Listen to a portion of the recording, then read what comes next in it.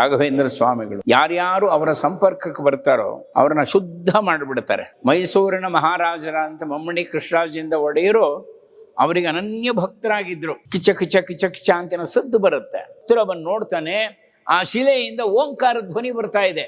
ಓಂ ಮಹಾರಾಜರಿಗೆ ಹೇಳು, ಅವರು ಬರಲಿ ನಮ್ಮ ಮಠಕ್ಕೆ, ಆದರೆ ಆ DC ಬರೋದು ಬೇಡ, ಇವರೇ ನಮ್ಮ ಗುರುಗಳು ಅಂತ. ಅವ್ನು DC ಕಕ್ಕಾಬಿಕ್ಕಿ ಆಗ್ಬಿಡ್ತಾನೆ, ಅವನಿಗೆ ಗುರುಗಳು ಕಾಣ್ತಾನೆ ಇಲ್ಲ. ಯಾವಾಗಲೂ ನೆನ್ಪಿಟ್ಕೋಬೇಕು, ರಾಯರ ಅನುಗ್ರಹ ಇನ್ನೂ ಆಗಿಲ್ಲದೆ ಹೋದರೆ ಅವರ ದೃಷ್ಟಿ ಆಗಿಲ್ಲ ಅಂತ ತಿಳ್ಕೋಬಾರ್ದು.